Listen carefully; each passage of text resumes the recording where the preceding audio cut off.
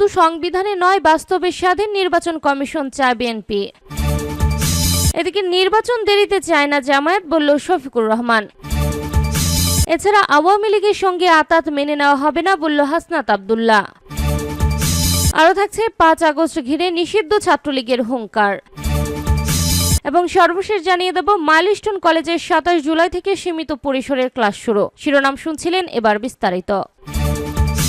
শুধু সংবিধানে নয়, বাস্তবে স্বাধীন নির্বাচন কমিশন চায় বিএনপি। বিএনপির স্থায়ী কমিটির সদস্য সালাউদ্দিন আহমেদ বলেছেন, নির্বাচন কমিশনের স্বাধীনতা শুধু সংবিধানে উল্লেখ থাকলেই যথেষ্ট নয়, তার কার্যকর স্বাধীনতা নিশ্চিত করতে হবে উপযুক্ত নিয়োগ প্রক্রিয়ার মধ্য দিয়ে। সালাউদ্দিন বলেন, আমরা অতীতে বলে এসেছি যে প্রতিটি সাংবিধানিক এবং সংবিধিবদ্ধ প্রতিষ্ঠানের জন্য সংবিধানে আলাদা করে নিয়োগ প্রক্রিয়া না এনে সংশ্লিষ্ট আইনের মাধ্যমে সেই সব প্রতিষ্ঠানের স্বচ্ছতা, জবাবদিহিতা ও আচরণবিধি নিশ্চিত করতে হবে।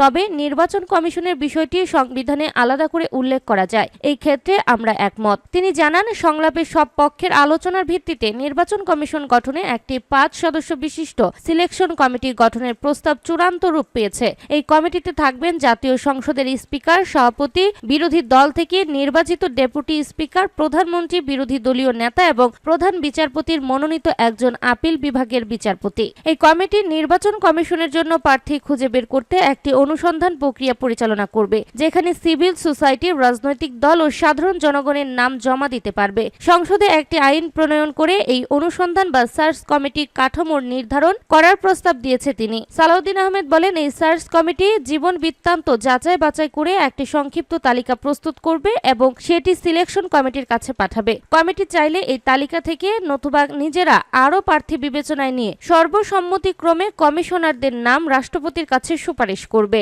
তিনি উল্লেখ করেন, কমিশন গঠনের আগে যে প্রস্তাবে প্রতিটি পদের জন্য 2টি করে নাম সুপারিশ করার কথা ছিল, বর্তমানে প্রস্তাবে সেটি বাদ দেওয়া হয়েছে। এখন প্রতিটি পদের জন্য 1টি করে নাম রাষ্ট্রপতির কাছে যাবে। নিয়োগের মেয়াদ হবে 5 বছর। এছাড়া সংবিধানের 118 অনুচ্ছেদের উপধারায় একটি নতুন সংযোজনের প্রস্তাব দিয়ে তিনি বলেন, সংসদ নির্বাচন কমিশনের সদস্যদের জবাবদিহিতা নিশ্চিত করতে আইন প্রণয়ন করবে এবং তাদের জন্য আচরণবিধি নির্ধারণ করবে। নির্বাচন দেরিতে চায় না জামায়াত, বলল শফিকুর রহমান। বাংলাদেশ জামায়াতে ইসলামের আমির ডক্টর শফিকুর রহমান বলেছেন, আগামী নির্বাচন দেরিতে হোক, জামায়াতে ইসলামী সেটা চায় না। বাংলাদেশকে সুশৃঙ্খল অবস্থায় আনতে হলে অবশ্যই একটি কার্যকর নির্বাচন লাগবে। আমরা আশা করি সেই নির্বাচন আগামী বছরের প্রথম দিকে অনুষ্ঠিত হবে। তবে অবশ্যই সেই নির্বাচন হতে হবে স্বচ্ছ ও নিরপেক্ষ। বিগত দিনের মতো যেন আর বস্তা পচা কোনো নির্বাচন জামায়াতে ইসলামী মানবে না। কোনো মোস্তানতন্ত্র চলবে না।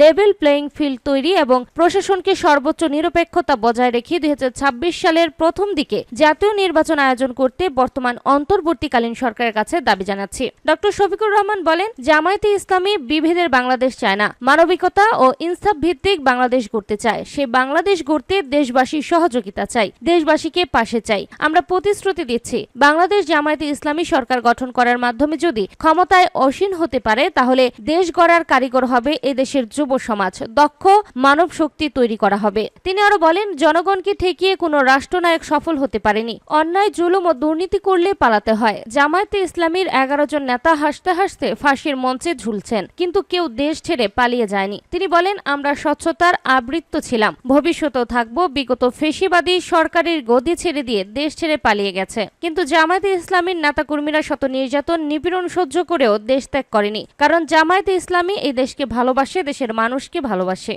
আওয়ামী লীগের সঙ্গে আতাত মেনে নেওয়া হবে না, বলল হাসনাত আব্দুল্লাহ। জাতীয় নাগরিক পার্টি এনসিপির দক্ষিণ অঞ্চলের মুখ্য সংগঠক হাসনাত আব্দুল্লাহ বলেছেন, কোনোভাবেই যদি আওয়ামী লীগ ফিরে আসে, তাহলে আপনাদের 4 কোটি সন্তানদের তারা বাঁচতে দিবে না। আপনারা অনেকেই ভাবছেন আমাদের লড়াই শেষ হয়ে গিয়েছে। আমাদের লড়াই এখনো শেষ হয় নাই। দীর্ঘ লড়াইয়ের জন্য আমাদের ঐক্যবদ্ধ হতে হবে। আমরা দেখেছি ঢাকায় যখন আগুন লেগেছে, তখন সেই আগুনে আলু পোড়া দিয়ে খেতে এসেছে আওয়ামী লীগ। আপনি বিএনপি করেন, জামায়াত করেন, আপত্তি নেই, কিন্তু আওয়ামী লীগের সঙ্গে আতাত করবেন তা কখনো মেনে নেওয়া হবে না। তিনি বলেন, ফেসিবাদ বিরোধী প্রত্যেকটা রাজনৈতিক দলকে আহ্বান জানাতে চাই, আপনাদের ব্যাপক অত্যাচার নির্যাতন করা হয়েছে। বাংলাদেশের স্বার্থে আমাদের ঐক্যবদ্ধ থাকতে হবে। আমাদের পরবর্তী বাংলাদেশ বিনির্মাণের জন্য অবশ্যই আমাদের ঐক্যবদ্ধ হতে হবে। ভবিষ্যৎ ফেসিবাদ মোকাবেলায় আমরা কুমিল্লাকে এনসিপির ক্যান্টনমেন্ট বানাতে চাই। তিনি বলেন, যারা দম্ভ করে মাটিতে হাঁটে, আল্লাহ তাদের ধ্বংস করে দেন। হাসিনাকে ধ্বংস করার মাধ্যমে আমরা সেটার প্রমাণ পেয়েছি। খুনি বাহারকে উৎখাত করার মধ্য দিয়ে।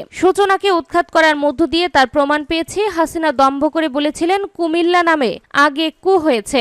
এই কুমিল্লা নামে কোনো বিভাগ হবে না, আমরা হাসিনাকে উৎখাত করে বলেছি বিভাগ হবে কুমিল্লা নামে। বাংলাদেশের রাষ্ট্রীয় বৈষম্যের শিকার হয়েছে কুমিল্লা। কুমিল্লার মানুষ আত্মনির্ভরশীল, রাষ্ট্রীয় উন্নয়নের কোনো ছোঁয়া কুমিল্লায় লাগে নাই। কুমিল্লার আর্থ সামাজিক উন্নয়ন সাধিত হয়েছে ব্যক্তি উদ্যোগের মাধ্যমে, রাষ্ট্রীয় কোনো উদ্যোগে এখানে উন্নয়ন হয়নি। সরকারকে অবশ্যই কুমিল্লার বিষয়ে সিদ্ধান্ত নিতে হবে।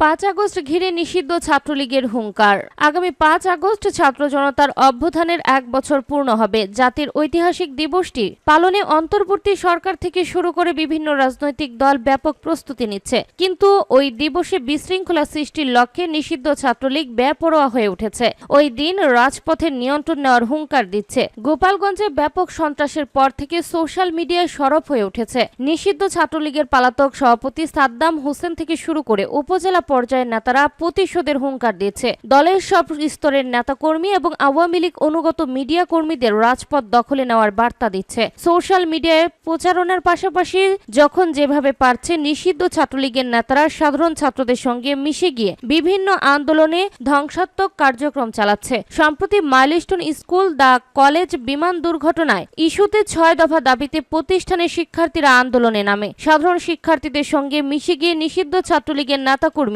শিক্ষার্থীদের উস্কানি দেয় এবং অরাজক পরিস্থিতি সৃষ্টির চেষ্টা করে। মূলত নিষিদ্ধ ছাত্রলীগের উস্কানিতে মাইলস্টোনের উপদেষ্টা আসিফ নজরুল ও CR আবরারকে দীর্ঘ 9 ঘণ্টা অবরোধ করে রাখা হয়। এদিকে একই দাবিতে সচিবালয় আশপাশের গুলিস্তান, জিপিও, তুপখানা রোডে দিনভর তাণ্ডব চালানো হয়। সাধারণ শিক্ষার্থীদের সঙ্গে মিশে গিয়ে নিষিদ্ধ ছাত্রলীগের পান্ডারা আইন শৃঙ্খলা বাহিনীর উপর চড়াও হয় এবং সচিবালয়ের গেট টপকে ভিতরে প্রবেশ করে। সাধারণ ছাত্রদের সঙ্গে মিশে নিষিদ্ধ ছাত্রলীগের অরাজক পরিস্থিতি সৃষ্টির চেষ্টা প্রতিরোধে শিক্ষার্থীদের সংগঠন জাতীয় নাগরিক পার্টি NCPর কোনো ভূমিকা রাখছে না। কেন তারা নিষিদ্ধ ছাত্রলীগ ঠেকাচ্ছে না তা রহস্যজনক। মাইলস্টোন কলেজে 27 জুলাই থেকে সীমিত পরিসরে ক্লাস শুরু।